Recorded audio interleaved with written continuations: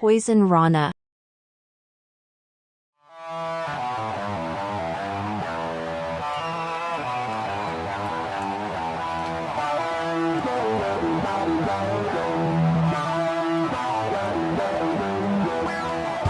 First time in a long time, but back like I never left. Taking each day as it comes, you know me, I don't read ahead. Watch me burn down everything, BDE on the TV set. When I'm in control on the road, you can never really know what's up next.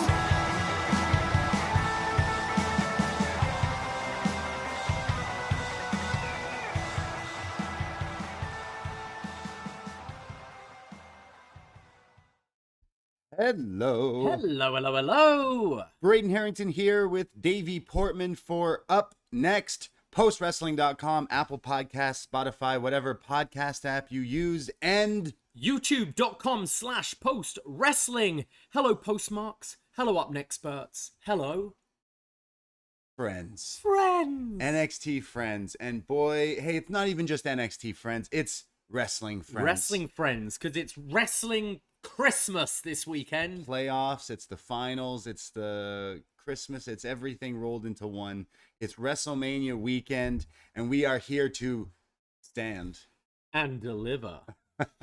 Not quite as Pretty Deadly. You can tell it's earlier in the day because I'm so much more chipper right now on this WrestleMania Saturday. Talk to me tomorrow after Gabby's, you know? Yes, absolutely. Welcome to the Stand and Deliver post show here on the Post Wrestling feed. Go to postwrestling.com for all the updates of everything going on this crazy week, especially John away doing both nights of WrestleMania. Looking forward to that. Shout out John Cena and his recommended match listings. Oh yeah, as well, doing the Lord's work there. We've been seeing all the people in the Post network having multiple screens up, trying to review two shows simultaneously whilst writing reports. Like, power to them. Different streams, different wrestling, people going to all sorts of things. And it's crazy. So happy wrestling wherever it is you are or whatever it is you choose to watch this weekend. And we're going to dive into some NXT Stand and Deliver. We watched a show at 1 p.m. I kind of liked it, to be honest. I don't know how I'd have felt about getting up at like 8 a.m. to travel to the Crypto.com arena to watch it at 10 a.m. So it would be 10 there, right? It started at 10.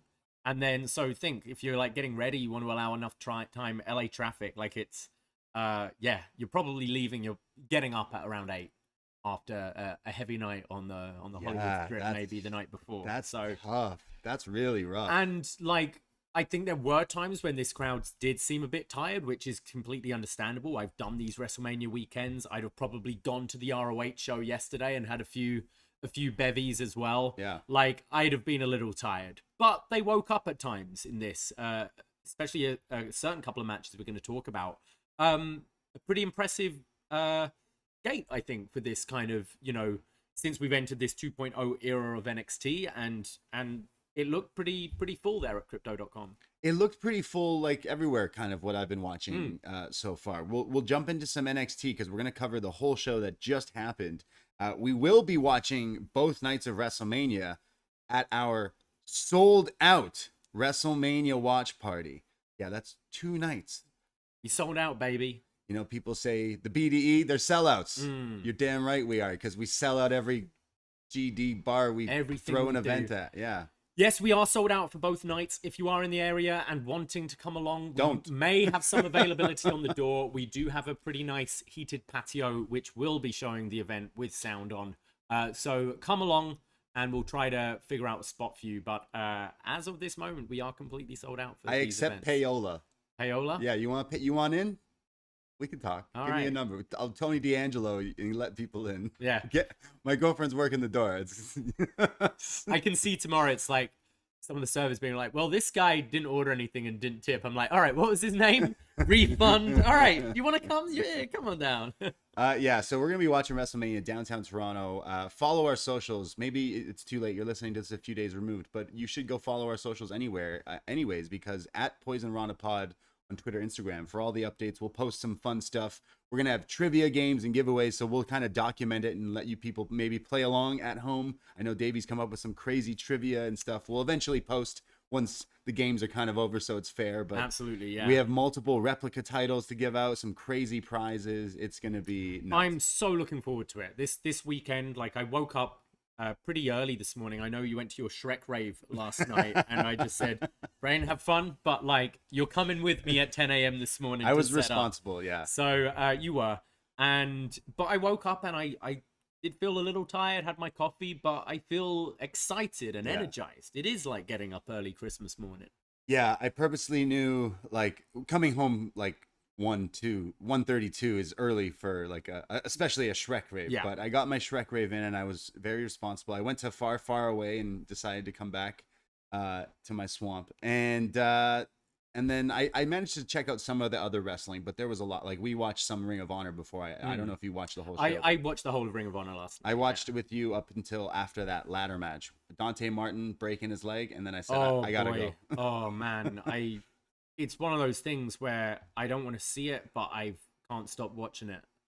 Like man, that's so unlucky, and it's actually quite amazing that these crazy ladder matches we've been seeing over the last few years, where they keep on upping the ante, that we haven't had more accidents like this. And you would think something like that must go through some of these ladies' heads who were in the ladder match tonight, just going absolutely like, yeah, man, that was devastating. And what a rough break this team's had. I mean, Darius had one injury, came back and right away was off again, and now Dante Martin as well. Like it's a shame for these guys. Yeah, sending all the good vibes to those guys, but that was pretty nasty. There was some pretty nasty bumps going all throughout the weekend of wrestling, and it's not even over yet. Like there's Kota Ibushi's back, so you know necks are getting cranked and heads are getting bopped and all sorts of craziness. So I do want to catch up on like a bit of everything. So here's a plug for Monday. Follow us on the Poison Rana feed. We're gonna go live some point to be determined Monday, depending on how we feel. We'll put out a post once we're awake and alive for a determined time. Yes. Yeah. Go over to us. We have a podcast feed called Poison Rana, and it's also on YouTube. And we'll go live and put the audio up on that feed as well. Kind of giving some thoughts of everything. The whole weekend. Yeah. WrestleMania, the indie stuff, everything. Vikingo, all sorts of fun stuff. And if you are watching this live on Post Wrestling right now, we do have a feedback thread open for Stand and Deliver. If you go to the Poison Rana group on Facebook, just search Poison Rana, search for the frog, you'll see the frog, join the group, you can leave your feedback for today's show. We are also accepting super chats as well. So if you want to leave any feedback in the YouTube room via super chat, please feel free to. Especially if the super chats are about pheromones from DDT. All right. And I loved that show. I clearly haven't seen this DDT show yet. Yeah, you have to. Right. Yeah, you have to. People are talking. So we're gonna go live on Monday as well there. But so poisonron.ca for links for all the other stuff that we do, because we cover NXT. We'll be live again on Tuesday night. We cover NXT every week, but we do a lot of other stuff over on our Poison Rana feed. So go check that out. But let's stand and deliver. Let's do it. Here today, let's talk about some NXT. Don't call it a takeover, but it's their first big show outside of their little arena in Florida there for quite a long time. So this is a pretty big deal. WrestleMania weekend. And I'm trying to think, this is the first NXT show full stop in Los Angeles. No? We never had a takeover Los Angeles. Takeover LA. So, yeah, it's pretty big as well. That's pretty cool. So we actually had a bit of a pre-show. I figured we might have to put a match on some sort of pre-show. It made sense, yeah. And it made sense to move the Chase U Schism multi-person match here. The ownership of Chase University. I didn't realize that they would do this. So as I tuned in, like the entrances were just kicking off. So we were still like getting settled in, and I still managed to watch this, but I didn't take like extensive notes on it. But the real story is what we all kind of were wondering what was going to happen if Duke Hudson were to turn on Chase U, and he made it seem like he made his choice. He even put the t-shirt on. But then he did his best Big Show impression and then swerved us again on the swerve and ripped the shirt off, attacked Schism from behind. Yeah.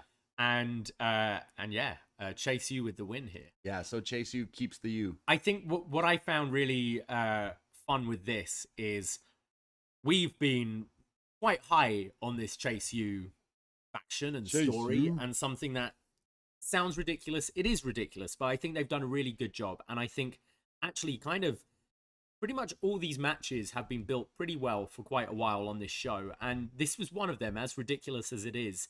And it was cool to see that this crowd as well are clearly on the same page as us, because Chase U got a phenomenal reaction in this. When the turn not turn eventually happened, the pop was huge, and then everyone getting in on the give me a C, give me an H, as all four of them. So it was Tyler Bate, the Andre and Duke were all doing the stomps down. It was cool to see that this does translate beyond just the CWC. Right. Yeah. Like the other characters, not just some of the bigger. Because it names, has been a thing. We've been following NXT a long time, and you've seen characters like Emma comes to mind, who was such a fan favorite in that Full Sail setting. And then as soon as she went outside of that, people just didn't get it. Yeah. And that is something that can be a problem when you're playing to the same people every single week. They are going to have their favorites, and doesn't necessarily translate.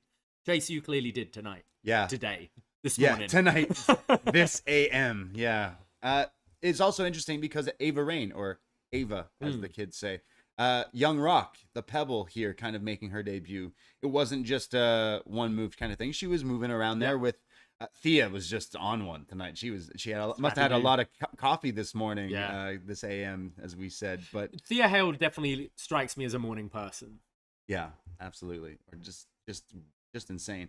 But Ava, this for just showing up here, I think going forward, like I would like to see more. And a good kind of match to put her in as a debut, because she could show what she was good at, but be hidden enough with the multi-man kind of stip. But The Rock's daughter loses her first ever televised match, pay-per-view match. But still, I think she looked good. So for what it's worth, I don't think the schism's over.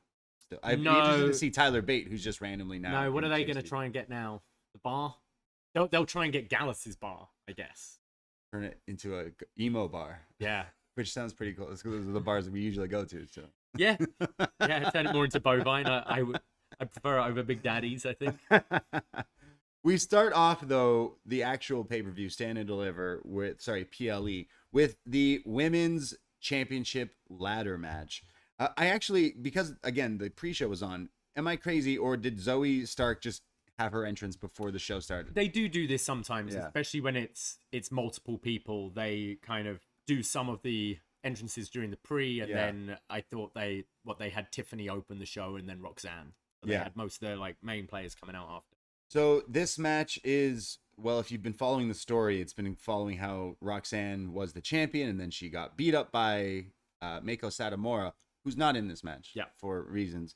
And then basically this week, she may or may not have been in the same room as Shawn Michaels, and may or may not had an actual conversation with him that basically said, no, I'm not stripping I'm not getting rid of the title. I'm in the match.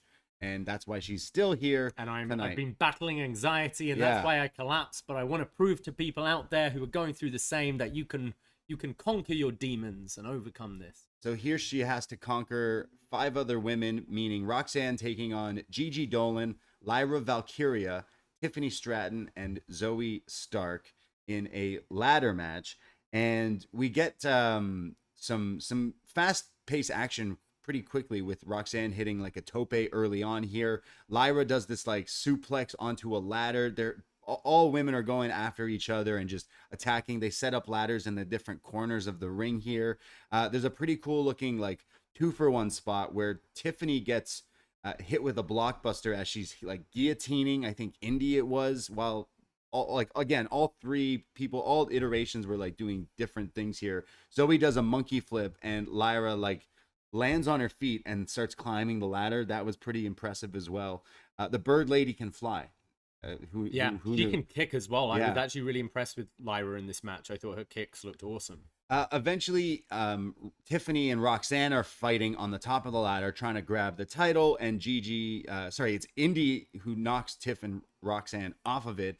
Gigi picks up a ladder and does the Terry Funk or Bubba Ray spot with the ladder. The helicopter. This looked a little it's too scary, so I understand, but it looks really clunky because you don't want to actually get hit by this thing. So everyone, you're just running and falling, essentially. It just doesn't look as good as when you get hit like a clothesline, but I understand because if you do get hit by this, it's bad news, but looks still funny. And shout out Terry Funk.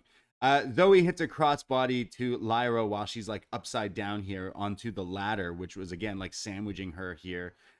Tiffany sets a ladder on the ground in the ring and does the like fireman carry senton, you can't escape essentially on Gigi onto the like ladder again. Very deadly. So painful, yeah. Squishing her there. Zoey hits the Zo to sleep, as we call it, the Z80 or whatever it is called. So we go around, whatever it is. Yeah. And then there's the pop rocks from Roxanne. So everyone's just firing off finishers and spamming their moves here, where Gigi finally has Lyra up and then throws her off the ladder, and she went flying off this thing. Like that was pretty like high up. And Tiffany? It was Lyra who went like just eating it. But Gigi then has the spot after throwing her off. She throws the bird lady. She climbs up. Gigi grabs the title, but someone else climbs the ladder. JC Jane, who it's like Gigi's seen a ghost as JC shoves her off and she goes flying off the ladder.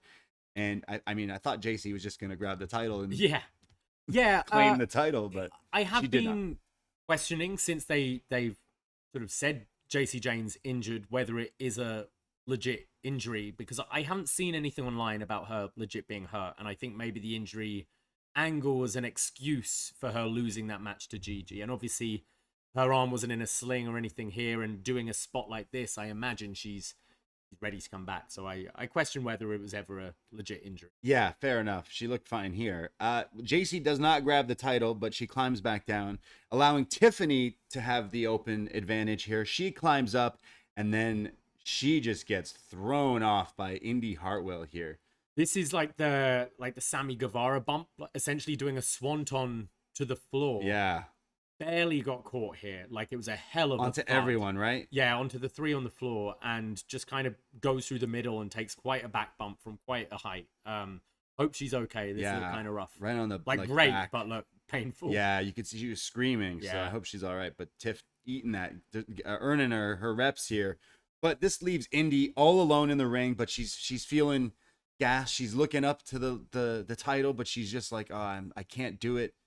And out of the corner of our screen, Dexter Lumis appears out of nowhere. He slides his head into the ring underneath Indi, and she sees him, and he gives her the thumbs up. He turns around, puts Indi right on her shoulders. It's like Rhino and Edge and Christian from WrestleMania 17. And he climbs up the ladder with Indi, helping her as she pulls down the title. Indi Wrestling is Indi champ here finally in NXT, but wow. Yeah, I have a kind of mixed feelings about this match. Yeah.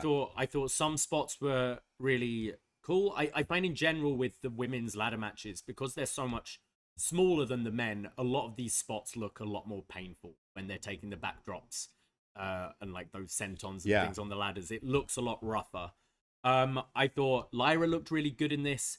I thought the indie stuff was great. I thought Dex coming out, it got a great reaction from this crowd. We've been saying forever, like, what are you going to do with Indi now? Put them back together. She's felt such a nothing for so long. She's been in NXT for so long. And I think this is maybe a bit of an injection of life she needs. And I think most fans of NXT are kind of like, yeah, Indi deserves it. I just don't really like it's at the expense of Roxanne Perez, which has essentially been a bit of a nothing title reign.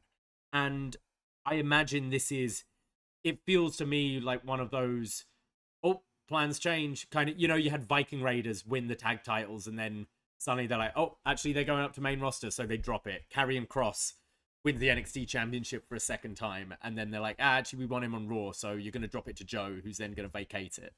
It kind of feels like that. This whole Roxanne story, will she, won't she compete, didn't really work for me. I see what they're trying to push maybe as a character, and I can only expect maybe she's just going to go up to the main roster. Because it's odd to have, a baby face come back from injury to lose to a baby face. If this was Tiffany standing tall at the end, I'm like, okay, so we're now going for Roxanne chasing Tiffany. I don't see Roxanne chasing Indi for this title. Yeah, I think Roxanne's, time is up, and make Raw after Mania, or I don't know, something. And putting her in this kind of match makes it feel a bit of an afterthought by the end of it. It's like, just Indi's the title. champion now. Yeah, I have thoughts about this match too. I think it's really great seeing all these talented women in a ladder match, which we don't see women usually do this gimmick match, at least still here in NXT. Like we've seen a few, like we said, like the one-on-ones and stuff, but this is pretty cool. I would say because maybe some of them are still, it's NXT, that doing a ladder match does like kind of expose certain things, and it kind of got a little sloppy and miscommunications and stuff like that, but that's the part of the gimmick, I guess. But I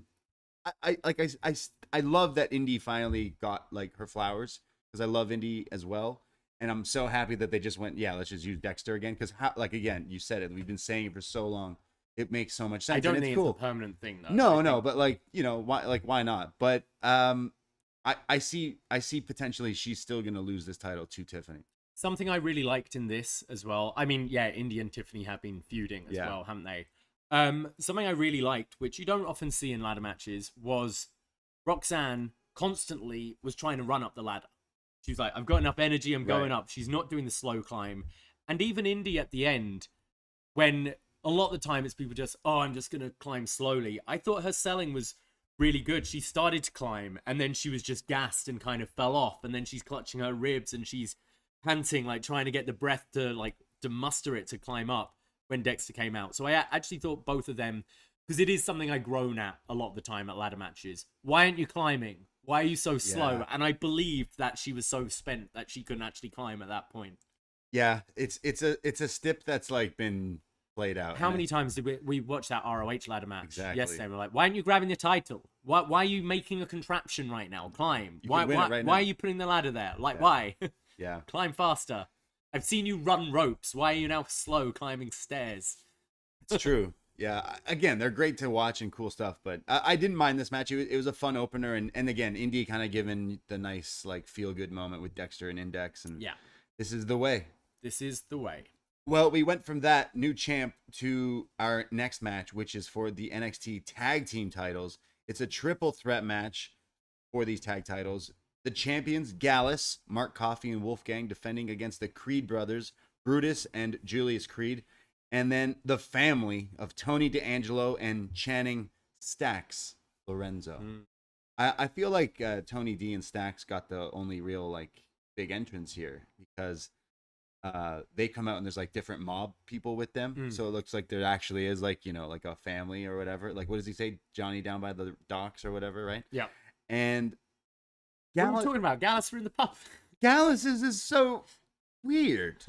It cuts to them like clearly like what, at their same pub, so they pre-taped this, and it's just them at the bar sitting down and being like, hey, you ready for this fight? Yep. All right. And then their music hits and they come out. They could have made it more funny. Like if you had maybe on their way out, someone try to start a fight with them and they smash a glass over their head and then walk out or something like that. But it was just this like, is this bar part of the performance center? Because they have a bar in it. Well, no, sorry, not like this bar is a traveling bar, because they managed to make it from this bar in Florida to Los Angeles in seconds. Yeah, I feel like I've been actually getting into Gallus, like fair play, but we weren't sure if they're like baby faces or heels. So here the entrance is like, hey, we're the bar guys, we're Bruiser. They were certainly baby faces on Tuesday as well. By the end of it, not so much. No. It's like you could have done a little bit something more creative. Like they're leaving, they're just backstage having a pint, and they walk by and you like see someone else there, right? And you don't know who that is. And then it may kind of leads into later on, and then it kind of cements it. But just kind of a weird, like, it's WrestleMania weekend. I thought the entrances, I was expecting a bit more, but yeah, no one really had a big entrance on this show.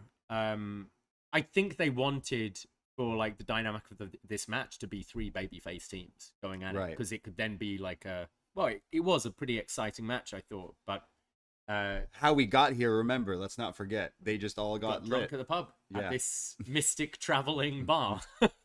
Big Daddies. If you ever go to Florida, you got to check out the NXT Monopoly board of places. I feel like it's maybe one of those doors that you just open and it's a portal to like this bar.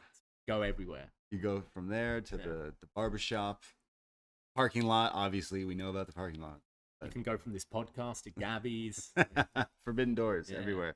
Well, this triple threat tag team match, NXT rules is 3 people in the ring at the same time. I think it makes more sense this way. It's way more fun as well, I think. Tony and Stacks are really showing up here. They may have heard us say, hey, what happened to Tony? He's regressed, because he was doing some actual wrestling to start off, which he hasn't done in a while. Yeah, I thought both looked really good, but Tony, this is the best we've seen him in a while. Hit this X-plex, but twisting X-plex, which looked awesome. I'd love to see this more often. He hits like this X-plex, like you said, and then there's like a back suplex jumping neck breaker combo from the fam, only for a near fall. However, when the Creeds start getting momentum here, they start going ham. They send everyone to the outside and hit double moonsaults off the aprons to the floor, which was impressive. Brutus doing a moonsault, very nice. This is when they show Daniel Cormier, who is in the front row, and they have a moment with him, like cheering them on. Imagine Daniel Cormier managing Diamond Mine. That would be pretty cool. That would be. He could be the talkers for them. This is when Brutus takes the straps off because he's hyped, and Julius opted for a gear change here. He's wearing just like shorts. Well, he's so mad about how he looks on 2K23. Yeah, because he's like, guys, I'm fucking ripped, jacked. Look at me. Yeah, no more straps for Julius. He's just chest out. Yeah. But when Brutus went to take the straps off, I swear Julius went to do it too and was like, oh man. It's almost like, when The Rock has already gone for the people's elbow once, but he still just minds it. Yeah, it's great. So the Creeds are just like going nuts here. They're hitting all sorts of suplexes and German suplexes. I love it. Julius Creed, man, is on fire. I think he hits like 5 back-to-back belly-to-bellies. And while he's doing them, he's kipping up. And then does another one on someone else, and then does a kip. Like, this guy, Julius Creed, will be a WWE champion one day. Like, if everything goes the right way, like, this guy is incredible. Absolutely. There's then this crazy spot where he has 2 people on his shoulders on the outside. It was Stacks and Mark, I guess. Oh man, I don't know how this guy did this. Like, how's he not getting a hernia or something here? And then Brutus goes for the Brutus ball, kind of misses. But they all fall down. I think, like, it's still got a holy shit from this crowd. Such a shame that it was a graze, but I think when you're that high up, a graze would still knock you off. It's a shame he didn't fully get it, but just the visual. The visual. Oh, you think from another angle? I think, like, look, I work in TV with some experience. I think if they had it just a little different angle, it would have been fine. But they didn't replay it because the producers were like, hey, let's look at all these. Oh no, we didn't get it. But I think from Brutus's point of view, he wants to connect because it's going to soften his landing. Yeah. Instead he's just falling. It's almost like he just likes to go boop. Yeah. So I'm cool with that. But like, just the visual. Julius having like towers. So one guy on his shoulders and then a guy on those shoulders. The strength of this was unbelievable. And even though it didn't fully hit, like, I was still blown away. Yeah, me too. Back in the ring, though, somehow Tony D and Stacks gain control, and they hit the bada bing, bada boom, which is like their new finish. We've seen them use, like a swinging side slam. It's not that impressive. Backdrop kind of thing. But it's broken up here. And then when the Gallus boys are getting in control, we see someone interfere. We were asking, hey, where's the other coffee brother? We have Mark, but where's Joe?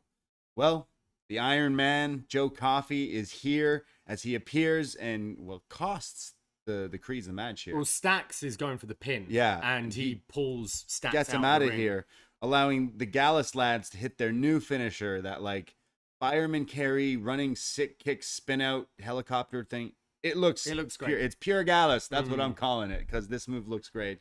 And the Gallus boys are on top, as they say, because they retain the tag titles, standing tall with their leader, the Iron Man, back in control here. I mean, this got boos from the crowd, which is good. And then Gallus were kind of playing it up, like, yeah. Joe clearly got his visa issues fixed, I imagine, and Gallus moving forwards, I imagine, as heels, which kind of makes more sense. Way more sense. And now that this unit is back as, like, they're the champions of the tag, but, like, having the two, they could do Freebird rule if they wanted to, but this unit versus Creeds and Bron is definitely a match cool. I would like to see with the 6 guys there. But yeah, you know what? I really like this match. All 6 guys were really doing a lot of stuff. Like Tony D was doing some wrestling. Stacks, man. Stacks is such a silly character. Beautiful diving headbutt in this as well. This guy in like a few years, Stacks is gonna do the Kofi Kingston and just forget. Just one day he's not gonna be Italian. And they're gonna be like, "Wait, weren't you in the mob?" He's like, "No. My name's Lorenzo." I think Stacks, probably the best thing that happened to him was Two Dimes getting fired, because I think if it was just Two Dimes and Stacks, they'd have been the lackeys, the kind of nameless lackeys, right? Putty patrol for Tony D. Instead, with it just being a double act, they've had to give him more personality, and I think he has excelled in kind of the scenes we've seen backstage with Tony D, and he's been backing it up in the ring as well. We were saying on Tuesday, I think, I kind of feel this should have just been Gallus versus Creeds. I think this was actually a better match having Tony and Stacks in there. I do love the format of these triple threat tags, having 3 in the ring, rather than the 2 and you tag anyone.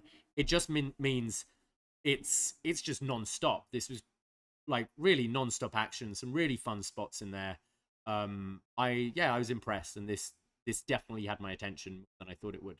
And the Gallus guys being heels again makes things more interesting for the eventual Diamond Mine taking them back. Like, we need to get back on that track, and I think this does that. But the next time Julius has 2 guys on his shoulders, Brutus is hitting that ball. He's got to hit that ball. Yeah, we need that retribution. But I was into this. We go to our hosts. It's Pretty Deadly. They're both wearing some Elton John inspired glasses and like crushed blue suede and purple suede with puffy shirts hanging out of it. Total Austin Powers, Elton John look going on here. We're talking about how they're super excited about Stand and Deliver, and they're trying to get a word in for Bron with Bron, but they're too scared to knock on his door because, we've seen what happened. You already put him through a table. Yeah. So they're excited, and they say maybe we'll talk to Carmelo later on. But we go to our next matchup, a definite match that had a lot of people's attention this weekend. The fatal five-way for the North American Championship here. The champion Wesley defending against a debuting Dragon Lee, no relation, JD McDonagh, Ilja Dragunov, and Axiom. Yeah. So 5 of these guys going at it here. Dragon Lee, like I said, making his debut and has a sweet theme. This thing slaps, whatever this was. One of the best themes. Like, I haven't been too high on the WWE themes of late, but like this right away, first one, good.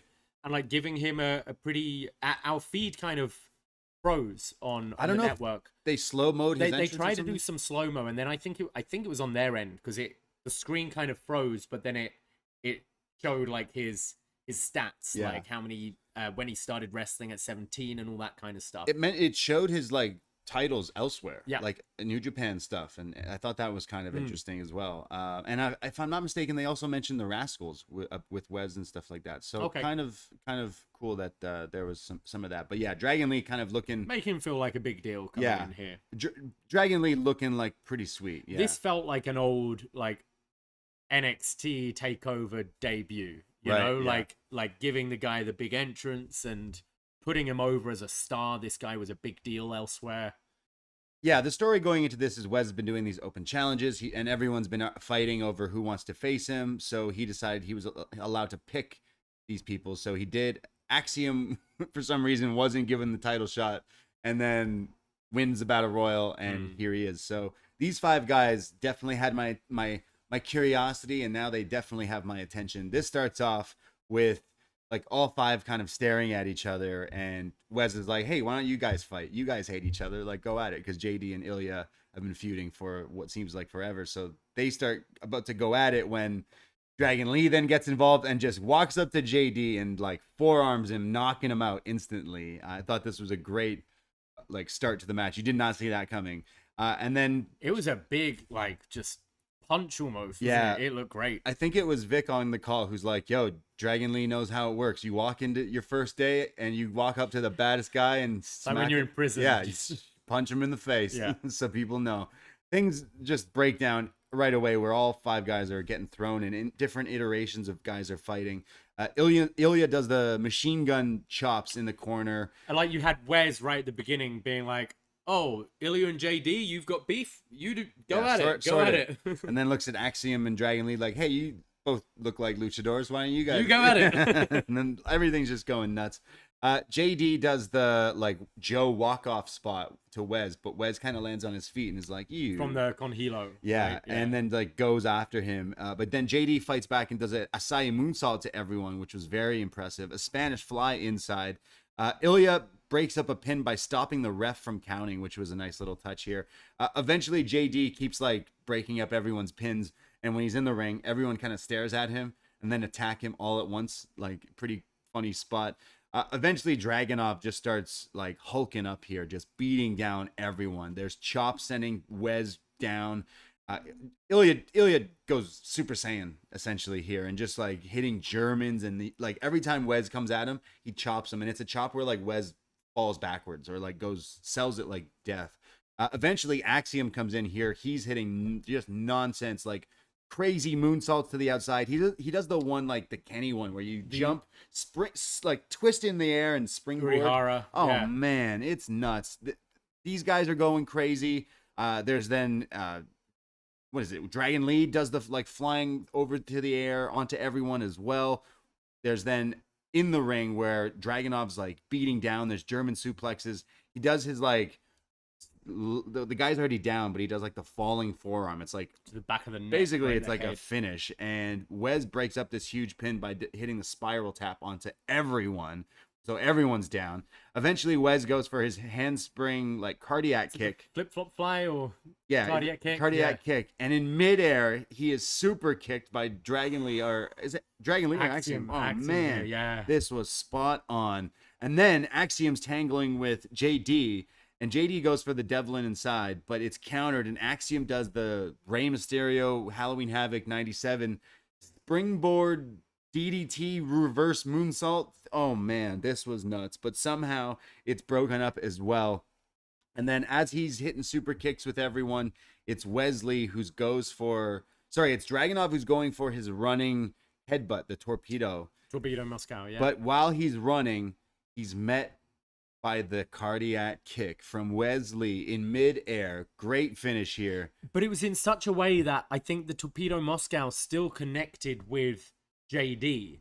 So it was like boom, boom. Yeah. Like the timing was perfect. So everyone's down, Ilja's down, and Wes pins Dragunov and retains the North American Championship in a damn hell of a match. Wow, this was incredible. I definitely want to go back and rewatch this one because this just absolutely didn't stop. I thought all five guys were on point. It's like normally I prefer singles matches, you know, especially for PLEs. Like it feels like a proper big grudge.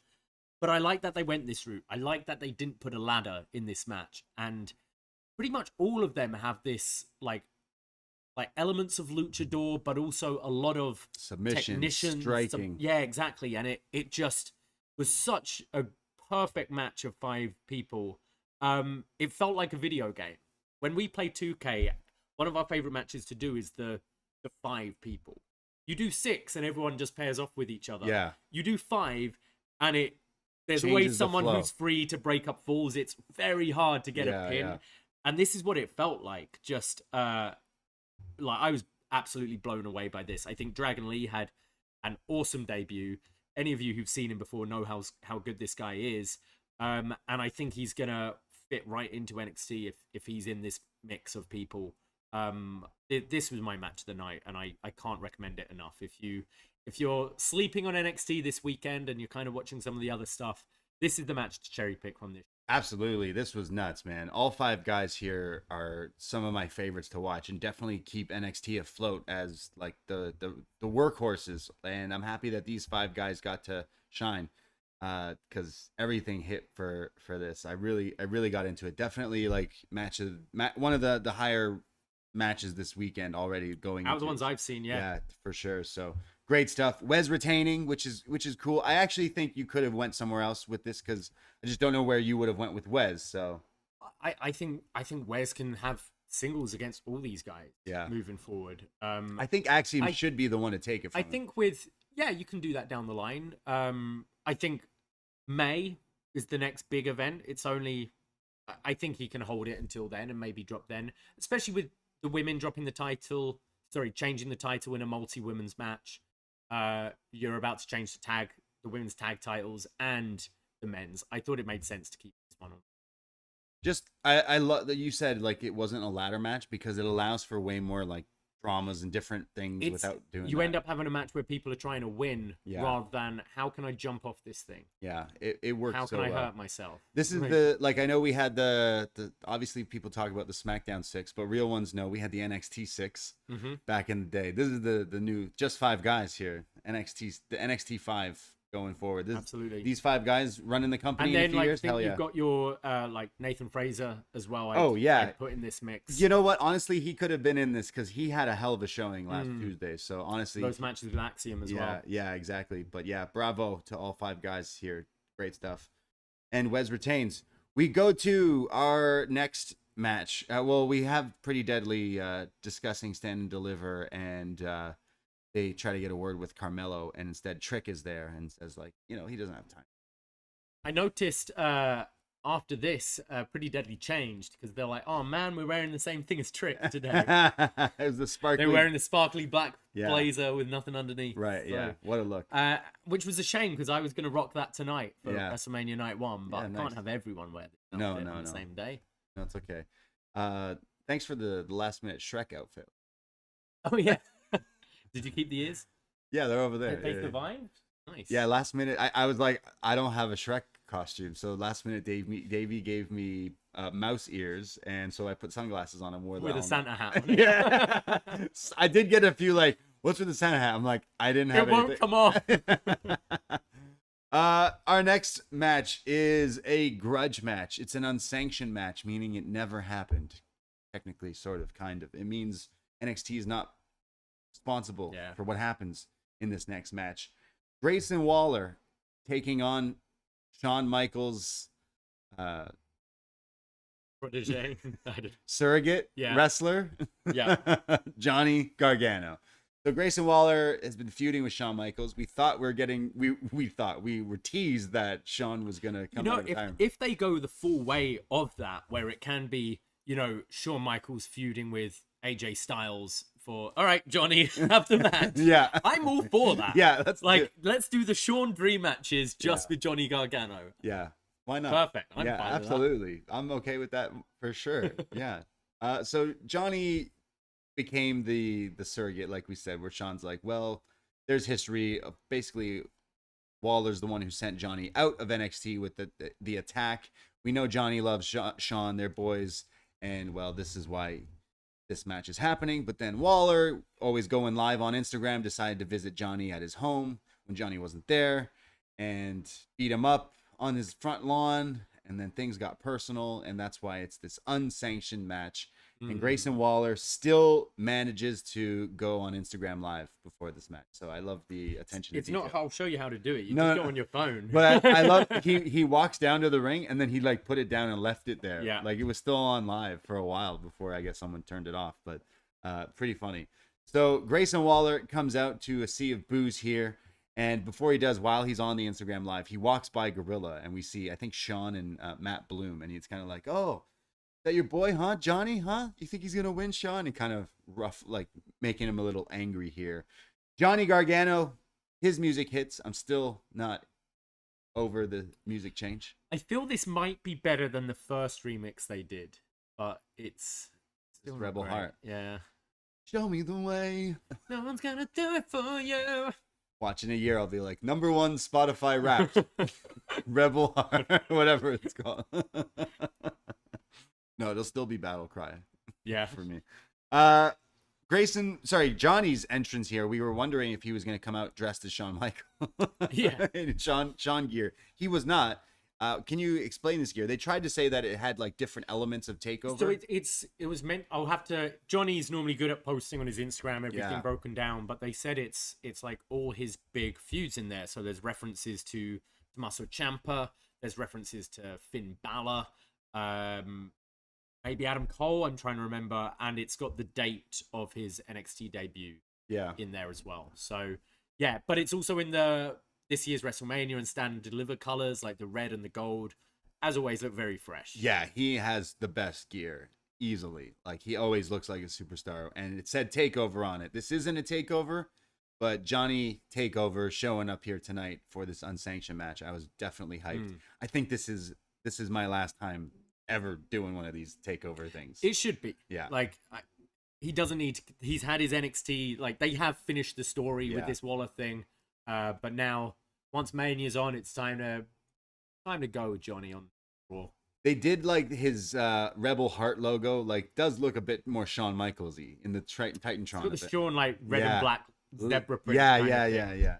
So Waller, Gargano, one-on-one, unsanctioned here. Johnny right away just flies at him, throwing a chair at Grayson Waller, and then just attacks him as they're like brawling around the ring. Really like fast start to this match here. Eventually, Waller like throws Johnny, and they're fighting into the commentary table when Booker just goes flying. Yeah. Booker takes a bump here.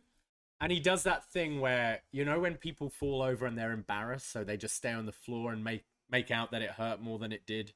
Booker does that because he's down for a long time. I'm like, dude, you fell over for a living for 30 years. He was just trying to do the spinneroonie, man. Yeah. Vic is like, yo, Booker, are you okay? Yo, Book, you good? Yo, Booker, are you okay? No, I'm not all right. We've seen times before where like someone's like looked at Book and done the hand or the spinneroonie, and he gets pissed. Or we've seen him get bumped into before where he gets pissed, and we're like, uh-oh, how's he gonna be? He calmed himself down a little, but there was like half this match where he just wasn't talking. But I think there might have been an issue with the comms as well, because Vic was like, have I got you, Book? Right, yeah. Yeah, I'm here. Oh, couldn't hear you for a sec there. Yeah, I wasn't sure. I'm not sure. I mean, it's part of your job, right? Like this kind of stuff happens, but I mean, maybe a warning or whatever would be nice, but I'm sure he did. Maybe he's just playing the character. But it was a really exciting start to this match. Just Johnny throwing himself at him with these super kicks, like multiple suicide dives, all that. I thought it really like picked up the energy right away. There's Waller trying to scare Vic after like that bump because he's boys with Johnny as well. Johnny goes for another tope to the other side, but this time Waller smacks him in midair with the trash can lid. Definitely reminding us of that old Jericho spot. Royal Rumble. There's then like a setup of chairs on the outside, and Waller like or is it Johnny who counters and superplexes him onto the chairs, like all set up ringside. This looked like this spot hurt. Always looks so painful. Oh yeah. Then there's Johnny who's going for like his slingshots, but he gets hit with a drop kick from Waller here, like scouting him. It's the knee that he used against Bron with the spear as well. It looks good. He did it from that sling. I like that. It's like one of his big moves now. Waller then tunes up the band to a sea of boos here in the crypto arena as he's taunting Shawn Michaels as he goes for it, but it's blocked. And then when they're like fighting over on the apron and the ropes, again, another crazy move where Gargano ends up hitting a destroyer onto the outside, which is just crazy. This was crazy. It was like the rebound, like handspring off the rope into, it was more of just a spike pile driver than a destroyer. It like looked heat deadly. seeker almost. Yeah, kind of like that, but on the floor. Looked great. And Waller was down after. Waller is down, and Candice LeRae is holding Quill, is it, their baby? And then she hands it over to like their family friend there, and Johnny's like, babe, get in here. So she hops the barricade. The crowd start to go mental. As was I was really into this. She grabs a kendo stick and she just lets it rip. I know it was opening night for the MLB the other night, but Candice LeRae shooing for a home run. Great shots. She is breaks just this thing in half, walloping this guy, and then he runs away, finally stopping. Like the kendo stick is broken at this point after the shots from her. But then Johnny meets him around the other side, and then he like takes it over and he starts beating him. Waller's back had like bumps and welts all over it after these spots.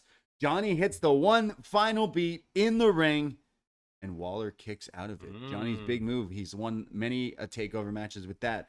He doesn't know what to do. Somehow Waller gains control and hits his jumping unprettier on Johnny, but he kicks out of that. And then Waller sets up Johnny in the corner with a trash can and shades of WrestleMania 17. It's coast to coast. Waller hitting Shane O'Mac's big move. But with the trash can on the head. Rather than in front. Oh, this was cool. But Johnny kicks out of that as well. And again, Waller's back just keeps getting more and more nasty looking as the match continues. There's then Waller who power bombs Johnny just right through a table ringside, which was great. This table was just chilling here for a while. He dived over it with his rolling stunner first and then powerbombed him. Pretty sweet. Eventually Which is, I know you hate that stunner. Yeah. But in this case, it's like to like jump over an obstacle kind of worked. Yeah, he did it a few times in this match. He had different ways of hitting Yeah. it in this match, which was pretty funny. Eventually, he hits a low blow on Johnny and sends him in the ring and hits the running stunner, just like we said. But Johnny kick out returns, baby. Yeah. We know Johnny can kick out of anything, and he did right here. Waller is a little like flustered by this and doesn't know what to do. When Johnny gets to his feet, Johnny hits Waller with a low blow, returning the favor, and then grabs the chair. You know things were getting crazy when Johnny has that little like part of the steel chair we've seen him use. And Edges bit. yeah, right? that thing, right? Johnny then grabs a chair and puts the like mangled one around the neck of Grayson Waller. And Johnny steps up to plate here. Johnny Evil. Right Johnny here. Evil swings for the fences and sends one into the nosebleeds, meaning Waller's damn head. He hits the chair while it's around Waller's neck while he's standing. And then while Waller's just down and probably dead here, Gargano puts him in the Gargano escape. And it was just that for Grayson Waller, as there won't be any shoeies for this Australian today, as he taps out Johnny Takeover, Johnny Wrestling, doing it for Sean, doing it for Candice and Quill, and doing it for NXT. I thought this was really good. These WWE, I think when we're used to now watching AEW where they have like street fights and stuff, and we're used to all the blood and that, it's hard for WWE to live up to the violence in a kind of no blood semi-PG era. And I thought they did a really good job here of this not just feeling like a generic WWE hardcore street fight. Right. I thought there was some really like good spots here, like the chair spot around the head, the table on the outside, the Candice definitely with the kendo stick was a lot of fun. I think Waller's been fantastic, really since the build for the Bron feud, especially. But I think he's been great leading into this. Wonder if it's time to call him up after this defeat. The one thing, as like Johnny's kind of doing these nods to NXT past, I think it would have been cool if after the low blow he revealed the cup that's been on his dining table for the last 3 years. I hope he put that away. No, Yeah. I just say, oh, big NXT match, better better protect the cup balls. But yeah, I thought this lived up to like a Johnny Gargano Yes. NXT Big Show match for me, and I thought Waller absolutely held his own. I really love this match, man. Johnny's one of my all-time favorites. I can't wait till they find out what they have with Johnny Gargano on the main roster and done properly. Hopefully, fingers crossed. But coming back here for this one, like, big NXT moment for this match, it made sense with the story with Waller, like, almost 2 years ago now with the attack sending Johnny away. So it kind of all came into, like, it all made sense. And then, of course, when the actual bell rings, like, Johnny, man, so good. And Waller held his own up there with Johnny. Like, I know why they made it unsanctioned. It does kind of protect Waller against Johnny, who's like known for like being one of the most slickest working guys. So in a way, like, it was able to match. But you said like Johnny Evil, like Johnny was teasing last week. He was wearing the symbiote logo I mentioned because he was so mad. So seeing his facial reactions, like seeing that Johnny is like really, really cool to see, because we've seen it with the Ciampa matches where he gets to like do these evil things to win, and definitely did it here when he was ready to swing that chair at the final end, and then he did it and then makes him tap. He was like, you know, killer Johnny here. Do you see Waller moving up? Yeah, teaming with the Miz. I was gonna say, like, could you have him cost Seth tonight? I think a Logan Paul Waller pair Right. would feel kind of accurate as well, maybe. I don't know if they would debut him as soon as that, but it's an option you could go if you want Logan Paul to win, maybe. Yeah. I think he'd kill it if they put this iteration of Grayson Waller on the main roster. Yeah, it would work. Give this guy a mic, It'll be great. Yeah, he showed me he can do Shane O'Mac style stuff. Yeah. He can get people to hate him. The way to my heart there. Yeah, you know? like he's good. He's getting there. He's definitely becoming already. I think he's done in NXT now. He should be. Like, unless you're gonna have him Fight go Sean. for the title again, like what's there to do? He Yeah, kind true. of feels like he's had his main event run. Yeah. I'd move him up. This is the time to do it. Yeah, I just hope post WrestleMania season Johnny is used in a proper just have stories. If you're not gonna put him in championship stuff, whatever, but like have actual stories. I hope the reports of Triple H wanting to one-time main roster run of DIY is true, just so that you can expand on that and have some big matches down the line just while we can. So after the match we had the reunited the way. Show me the way. The way assemble. This is the way. Yeah. In fact, because they all come out here. Candice, no theory, but he's busy. He's getting ready for his match later. LA traffic. He wasn't risking it. No. So we have Candice, Indi with her title. Yeah.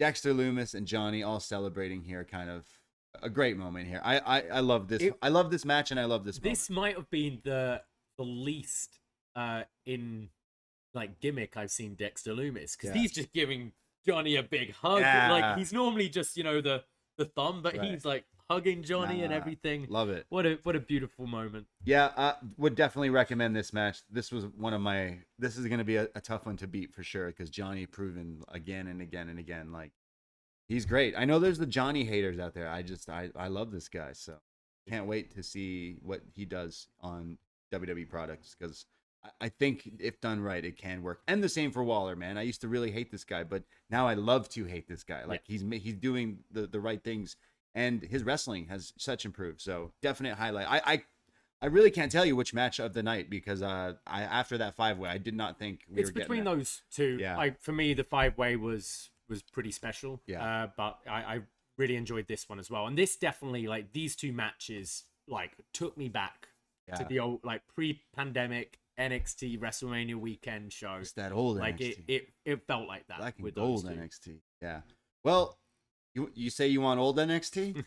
How about some new NXT in all the ways possible? Meaning, we got some witches taking on the team of the two people who can't coexist. The country girl and the businesswoman who does business. Who also may be a cheater. A cheater. Dun dun dun. And there was at ringside, there was a country boy in a beautiful purple velour shirt and ginger beer with pineapple and lime juice on the outside. Yes, we're throwing a WrestleMania watch party tonight and tomorrow, and Davey made a cocktail menu, but you made some virgin cocktails, and we've mentioned you made the Brooks Jensen.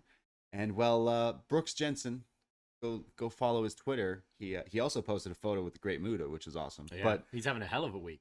But he also retweeted us and says, Hey. "I'll have one." So shout out Brooks Jensen. First said that was uncalled for. But it's all love. It's all love. We're playing Freebird for you tonight. So for those maybe who I'll add it to the playlist now. Yeah, make sure on repeat. So for those not following NXT week to week, maybe you're just checking in on NXT because you're like, oh, maybe it's good, and what's going on with that stuff. Let's fill you in on this storyline. Kiana James is a businesswoman who does business things, important business things. Where was G, by the way? She wasn't on the show. She never comes out with Yeah, that. lacking G. She's holding down the office. Right.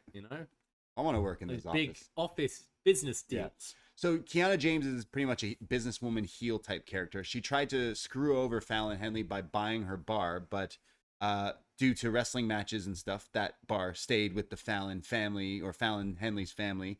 Apparently, it's also not the same bar. It may or may not be the same bar that Gallus hang out in from different angles.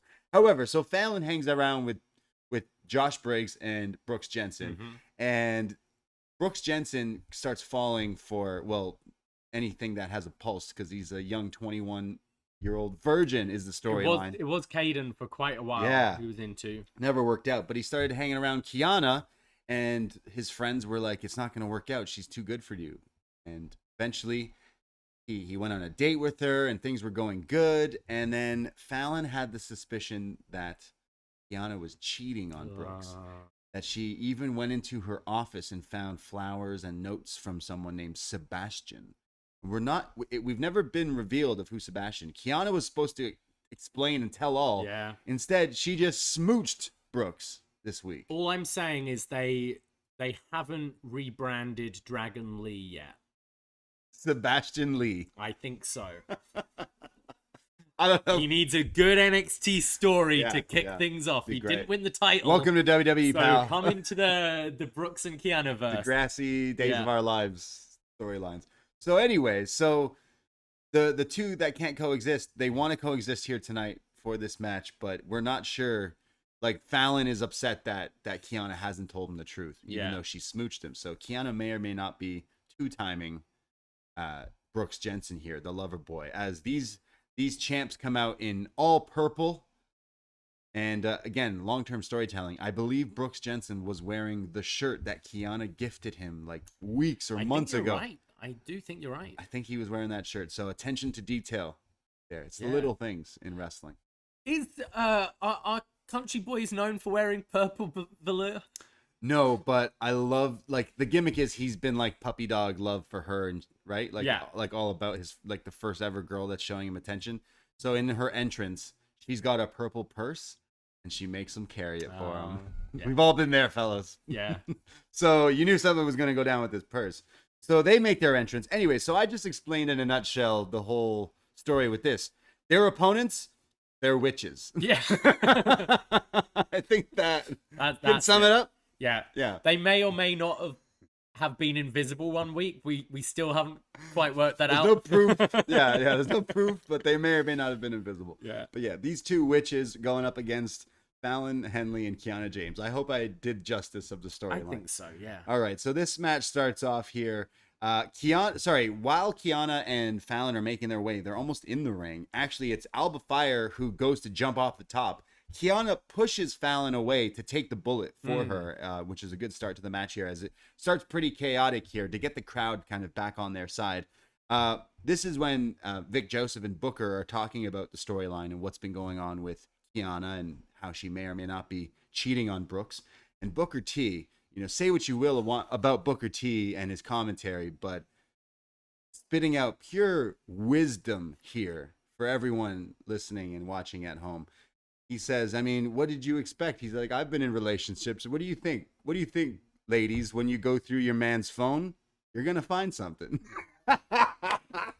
What makes this even funnier is this isn't the first time Booker T on NXT commentary has taught about cheating on his woman. Like, he's like, it happens, King like, Book. Oh, man. Bless him. Yeah. Fallon somehow fights back when she's in the ring here with Isla Dawn and hits a flying blockbuster, which looked pretty cool here.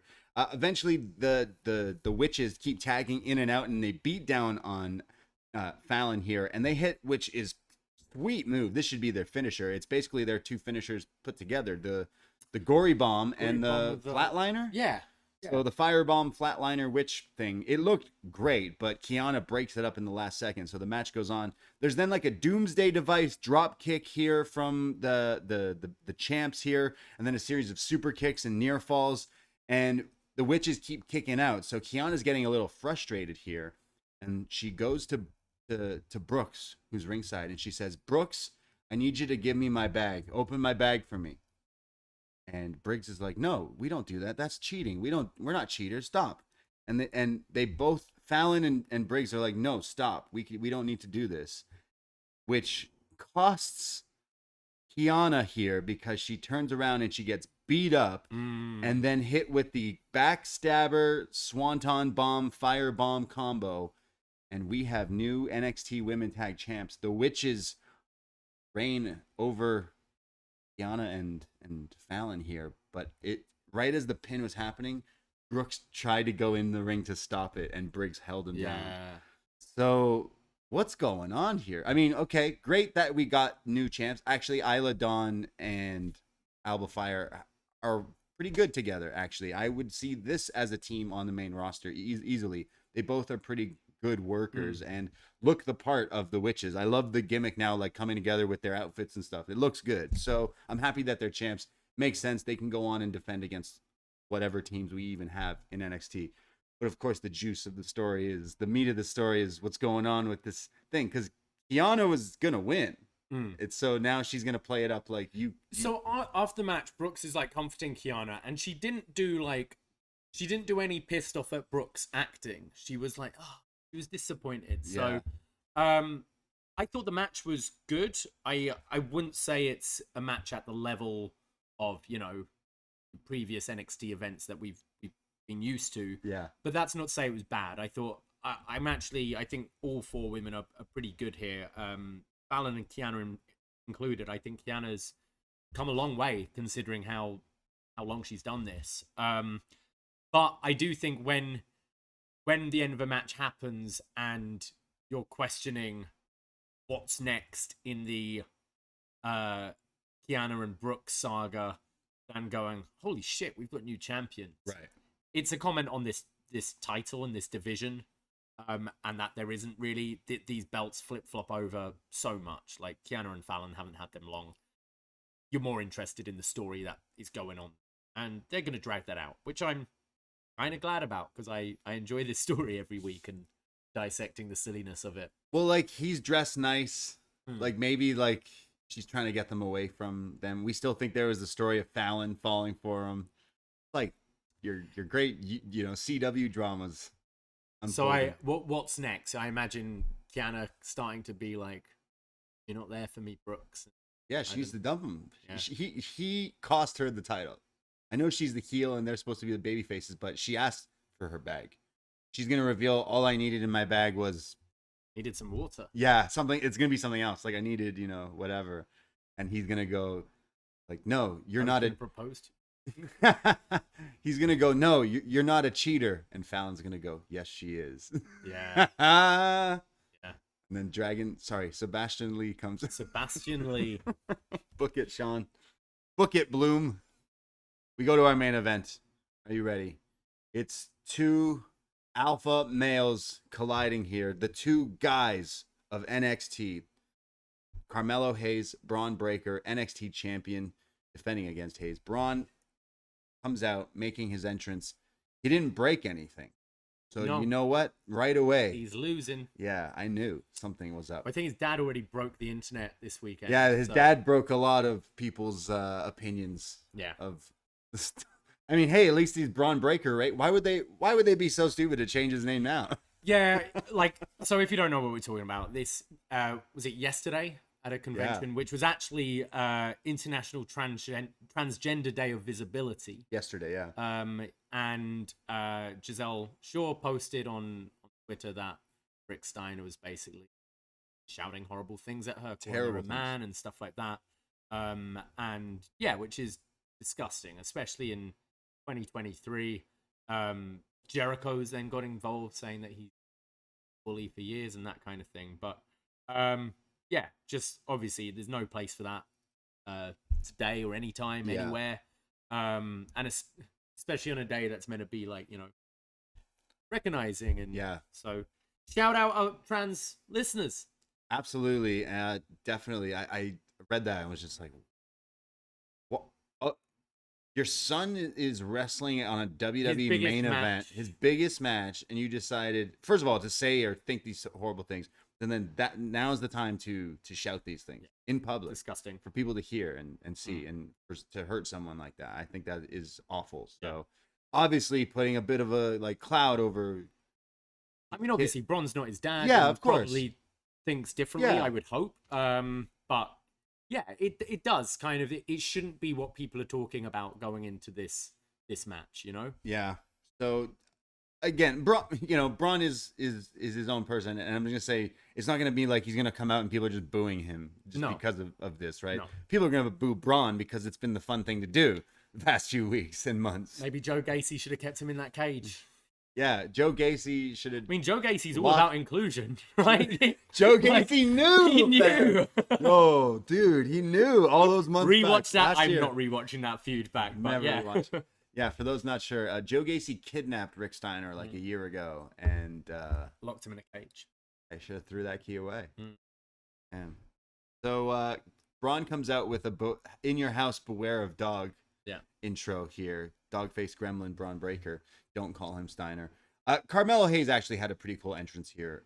He had Trick come out and cut a little promo, and then had the jerseys in the rafters of all the people he's beaten here in NXT. They've done it with a few times with Trick introducing him, and I think it works so well, and gives Trick his moment as well. I really like. Actually, right before their entrances, I should note that they did this like hallway walk thing. The championship NXT walk, yeah. But like for both, so they were in like different hallways, but both hallways like lit up amazing. Like wherever this venue was looked awesome. I mean, it's the old Staples Center, so it's a great venue. Yeah, like Melo coming through the Lakers like hallway thing was pretty sick. And then Bron in the Clippers hallway then.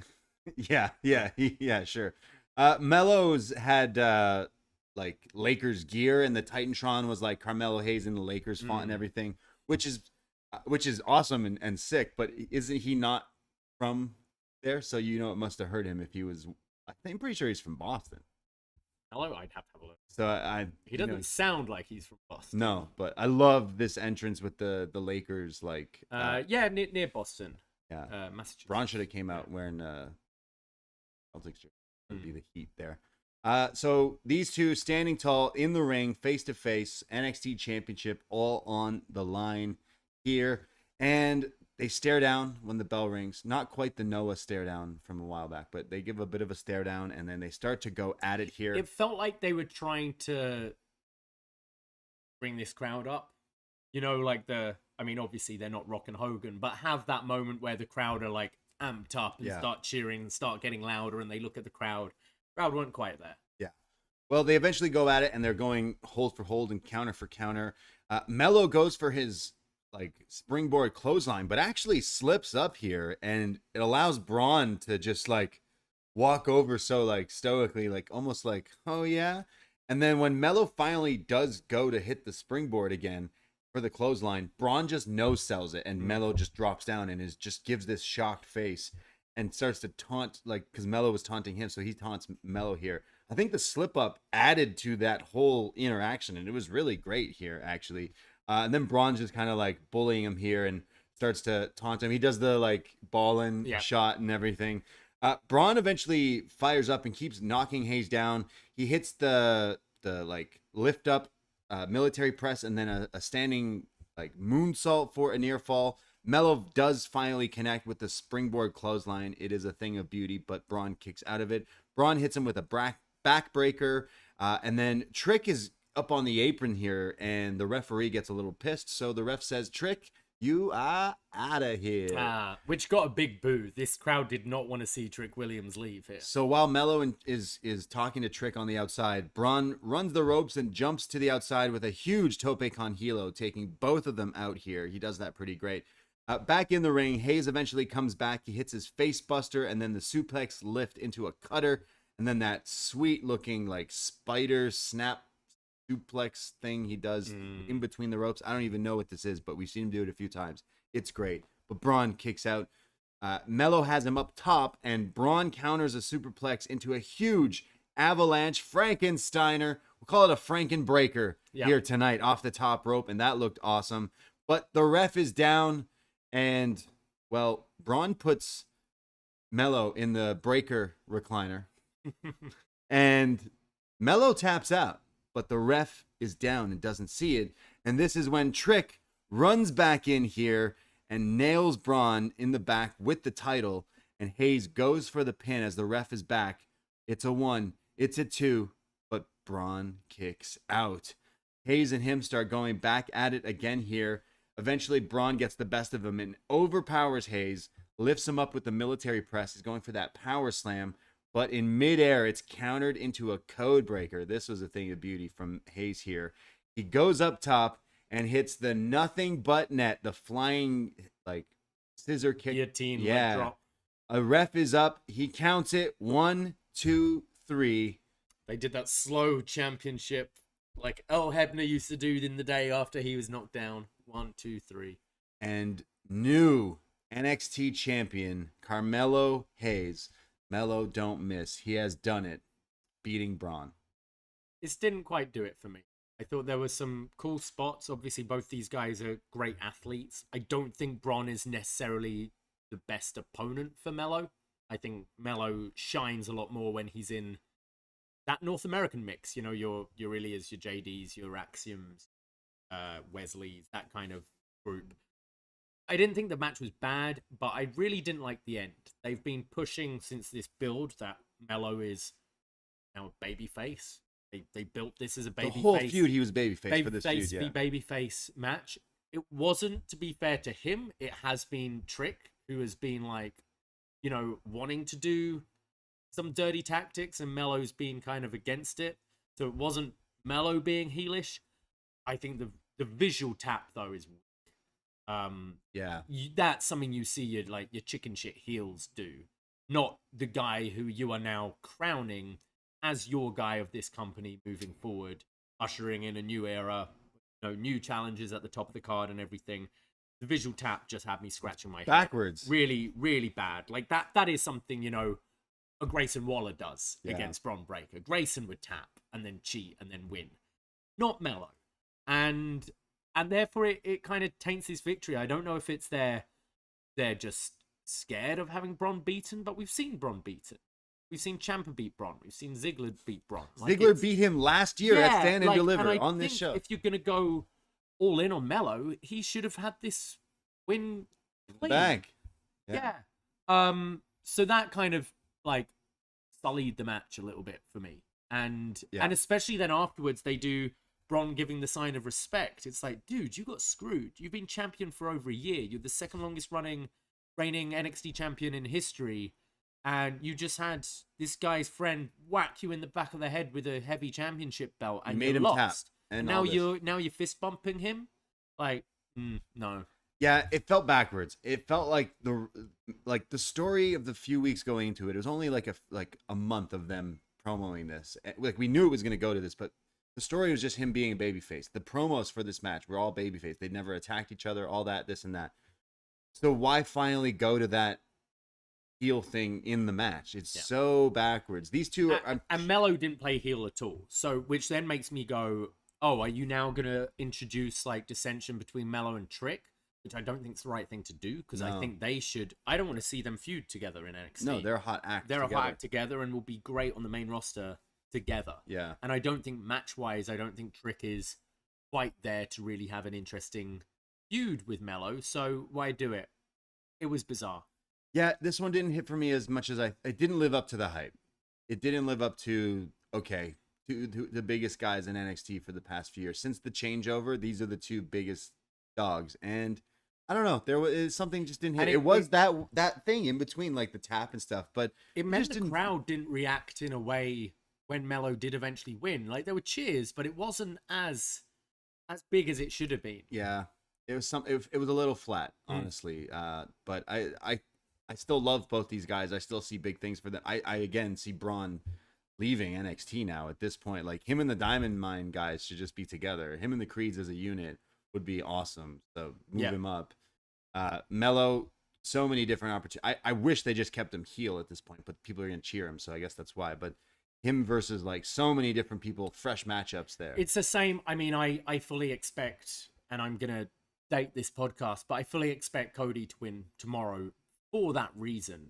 Like Roman has run through everyone there is to face at this point. Cody as champion just opens up so many more different interesting matches, and that's what you got with Melo now as champ. Yeah, but I love Carmelo Hayes. I definitely see big things for him in WWE. The same with Bron Breakker, but I was a little disappointed with this match. I still had it was still fine, but I was like, maybe it was my expectations of it were like hoping it was good. But overall, this show is pretty good. Like it had two really solid matches, and the rest of it still was like all right. It was pretty decent. So I enjoyed it. I think it's actually quite a nice time of the day to just sit down in the afternoon and just watch some wrestling.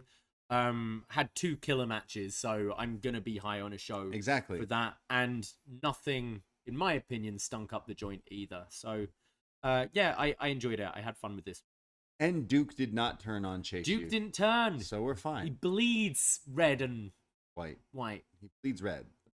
Yeah.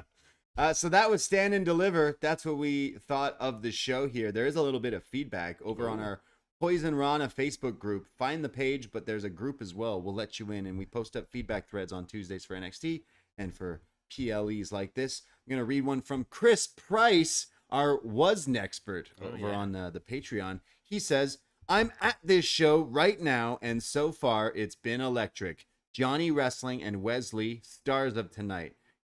Let's see if the main event can top them.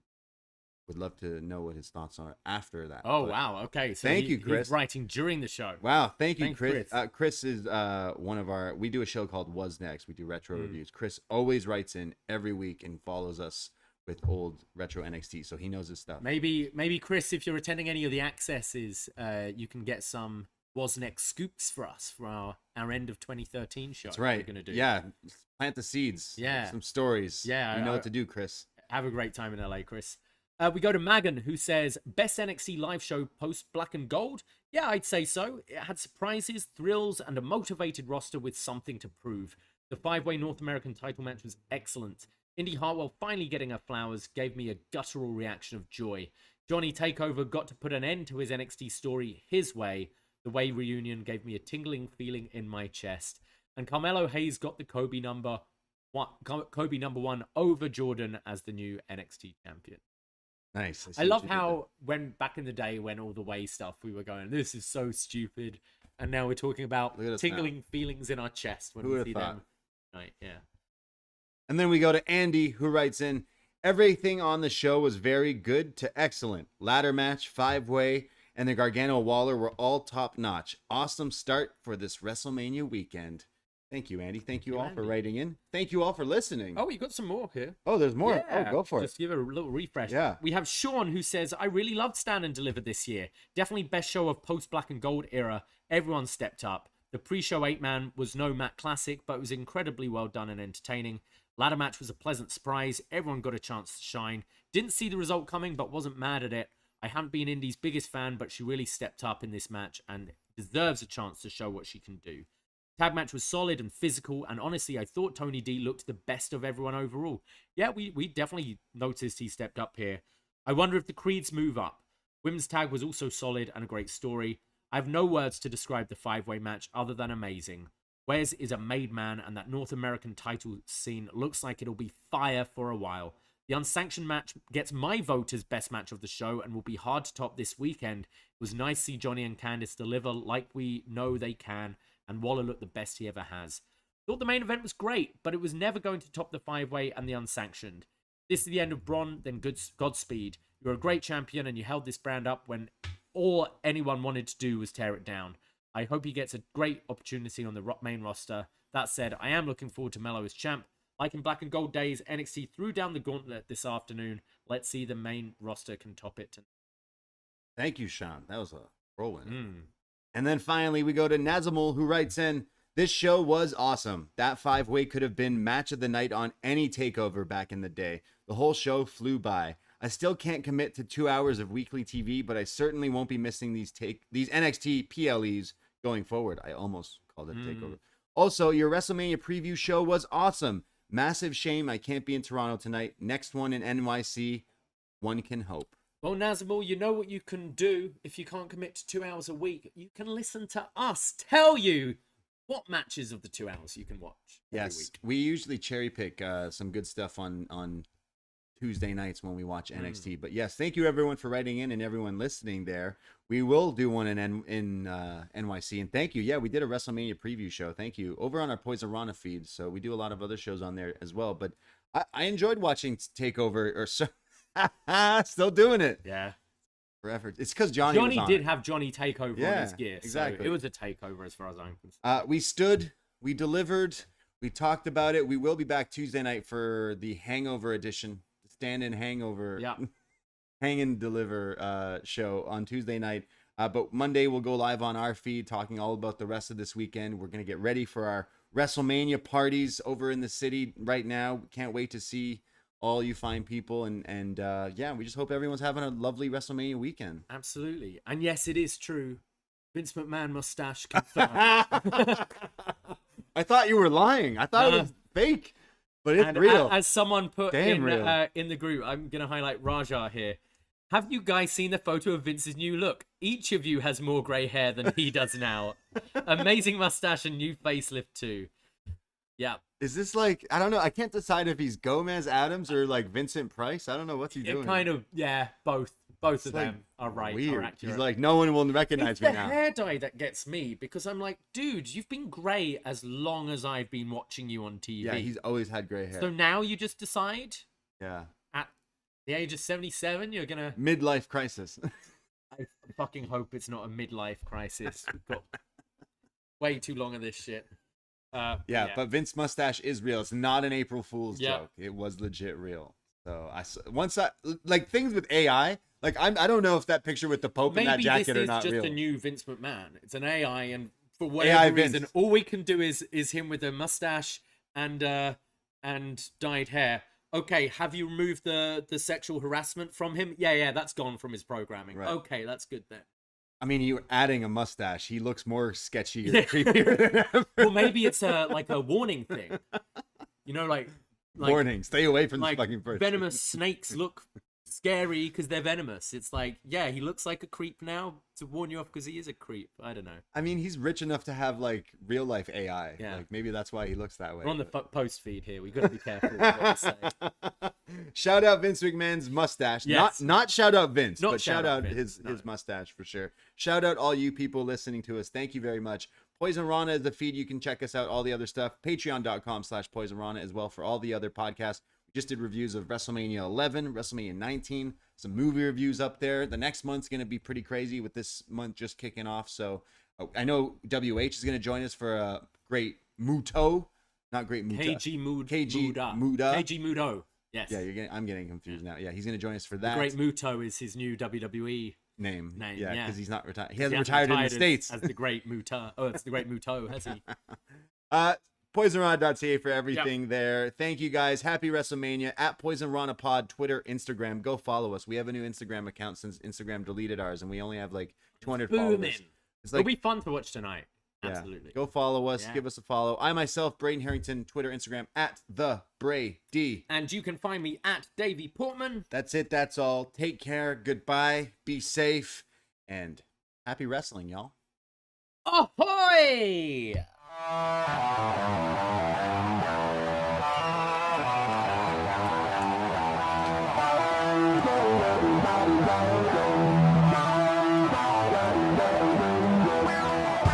First time in a long time, but back like I never left.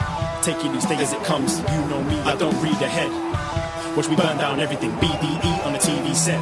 When I'm in control on the road, you can never really know what's up next.